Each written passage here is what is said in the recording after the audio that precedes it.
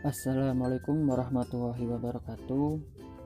Yang terhormat Bapak Irfan Nurudin, STHI MSI, selaku dosen pengajar mata kuliah kewirausahaan STMIKL Rahmat Yogyakarta. Tak lupa kepada teman-teman yang berbahagia, semoga selalu dalam lindungan dan rahmat Allah Subhanahu wa Ta'ala.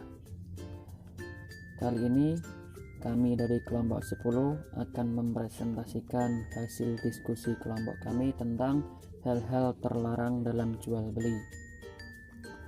Sebelumnya, perkenalkan anggota kelompok kami. Yang pertama, Nanda Nur Iksan, kedua Ariska Syafitri, ketiga Reza Swastiani, dan yang keempat Yuliana.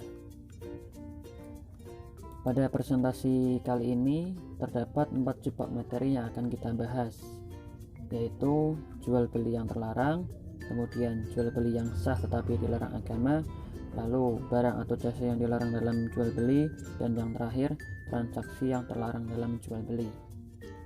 Langsung saja ke subbab materi yang pertama adalah jual beli yang terlarang.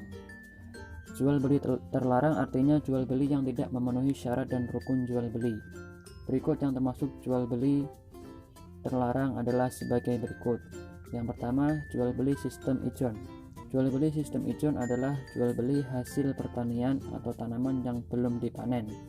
Jual beli yang belum nyata buahnya, belum ada isinya, seperti jual beli padi yang masih muda.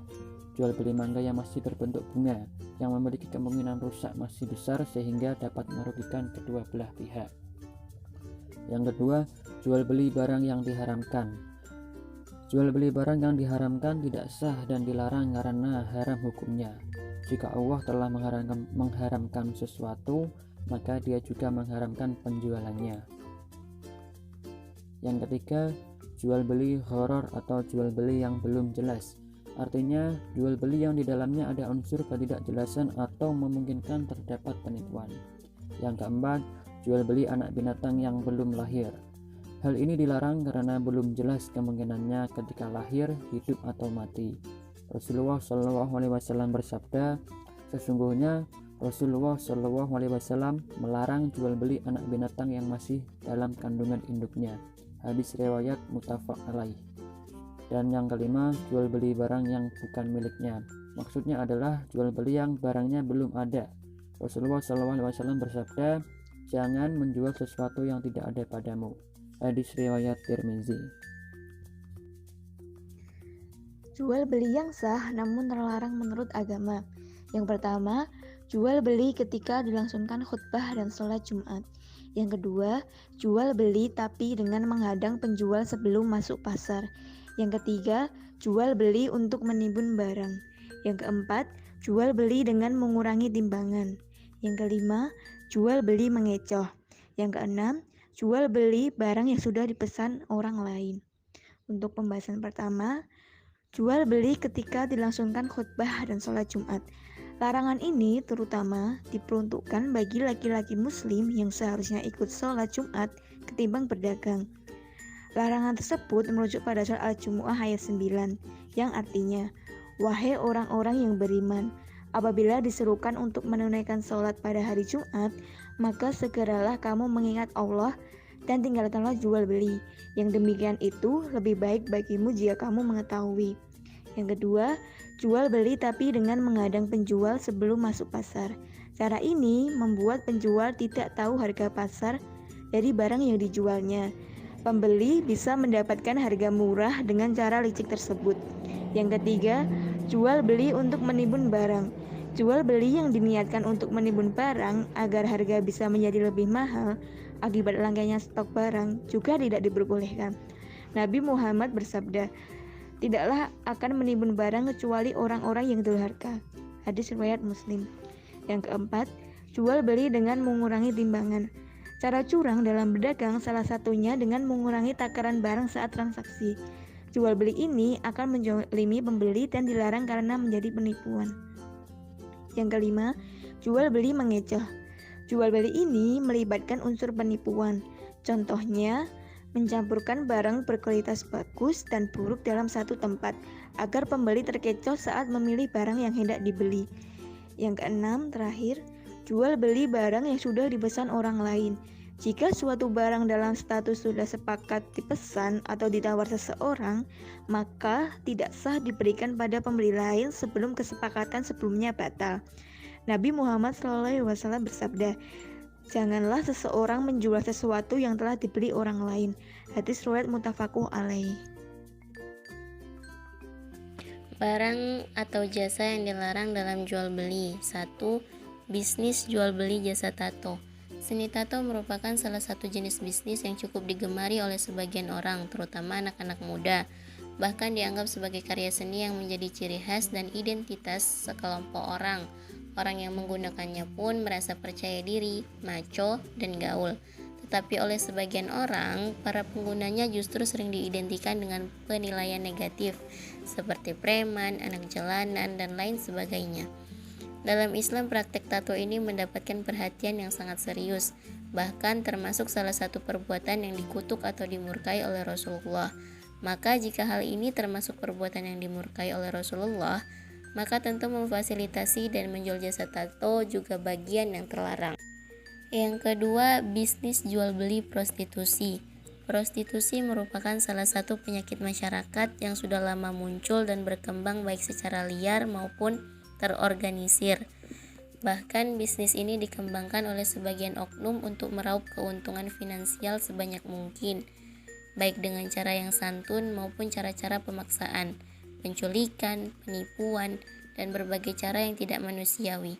Pada zaman modern, penyakit masyarakat ini semakin mengkhawatirkan karena sering dijadikan solusi dan mencukupi penghidupan. Jual beli kenikmatan ini telah diharamkan oleh Allah. Yang ketiga, jual beli babi dan anjing.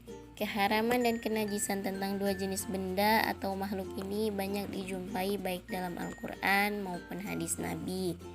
Yang keempat, jual beli khamar dan obat terlarang. Salah satu jenis jual beli yang dilarang adalah jual beli khamar dan sejenisnya. Mengkonsumsi barang-barang terlarang ini telah disebutkan secara tegas baik dalam Al-Quran maupun hadis Nabi. Ketika Allah dan Rasulnya melarang mengkonsumsi sesuatu, maka sesuatu itu pun dilarang untuk diperjualbelikan, sebab memakan hasil penjualan barang haram sama dengan mengkonsumsinya. Transaksi yang terlarang dalam jual beli. 1. Maisir. Maisir merupakan bentuk permainan yang mengandung unsur taruhan, dengan disepakati bahwa pihak yang menang akan mendapatkan hasil dari taruhan tersebut, sedangkan pihak yang kalah mengalami kerugian yang besar karena tidak mendapatkan untung dari permainan itu. Contohnya seperti mengundi nasib dengan panah, bertaruh dengan uang, dan sebagainya. Yang kedua, gharar. Gharar merupakan transaksi yang mengandung unsur ketidakjelasan, sehingga dapat diartikan bahwa si pembeli tidak mengetahui secara pasti apa yang dibelinya. Contohnya seperti membeli anak sapi dalam kandungan atau membeli hasil pertanian yang belum melewati masa panen. Yang ketiga, tadlis. Tadlis merupakan transaksi di mana salah satu pihak menyembunyikan informasi dari pihak lainnya, sehingga menimbulkan keuntungan pada satu pihak saja dan merugikan orang lain. Tadlis dapat terjadi karena 4, adapun penjelasannya sebagai berikut. 1. Tadlis kuantitas, yaitu pedagang di pasar mengurangi takaran timbangan barang yang dijualnya. 2. Tadlis kualitas, yaitu menyembunyikan cacat pada barang yang sedang ditawarkan. 3. Tadlis penipuan harga, yaitu ketidaktahuan pembeli akan harga pasar. 4. Tadlis dalam waktu penyerahan, yaitu suatu bentuk penipuan yang dilakukan oleh penjual kepada pembeli atas penyerahan barang yang tidak tepat waktu tanpa memberitahukan alasannya kepada pihak pembeli. Yang keempat, riba. Riba merupakan mengambil kelebihan yang dilakukan dalam bertransaksi dan bertentangan dengan syariat. Riba digolongkan menjadi 4, yaitu sebagai berikut. 1. Riba fadl, yaitu terjadinya pertukaran antara barang sejenis dengan takaran yang berbeda, atau pertukaran barang itu termasuk dalam jenis barang ribawi, harus dibayar sesuai dengan jumlah timbangan dan kualitasnya. Contohnya seperti kurma, gandum, emas, garam, dan perak. 2. Riba nasi'ah, yaitu adanya tambahan tertentu yang diisyaratkan kepada yang berhutang pada saat awal melakukan transaksi. 3. Riba jahiliyah, yaitu hutang harus dibayar melebihi dari pokoknya, karena si peminjam tidak dapat membayar sesuai dengan batas waktu yang telah ditentukan. 4. Riba qard, yaitu adanya tambahan tertentu yang diisyaratkan kepada yang berhutang pada saat melakukan awal transaksi. 5. Gaban. Gaban merupakan peristiwa jual beli di mana si penjual menaikkan harga objek dagangan di atas harga pasar yang tidak diketahui oleh pihak pembeli. Gaban dibagi menjadi dua, yaitu sebagai berikut. 1. Gaban kalil, yaitu perbedaan harga dengan barang yang tidak terlalu jauh antara harga pasar dengan harga yang ditawarkan dan masih dimaklumi oleh pembeli. 2. Gaban fahis, yaitu perbedaan harga yang jauh antara harga barang dengan harga penawaran.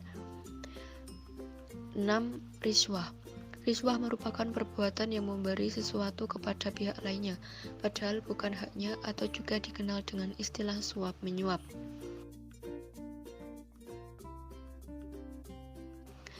7. Bai najasi. Bai najasi atau manipulasi permintaan yakni bertujuan untuk meningkatkan omset penjualan dengan cara meningkatkan penawaran palsu. Contohnya seperti pedagang bekerja sama dengan seseorang untuk berpura-pura menawarkan barang dagangannya dengan harga yang tinggi. Tujuannya untuk memperdaya pembeli lainnya agar membeli dengan harga palsu itu atau bahkan bisa lebih tinggi lagi. 8. Ihtikar.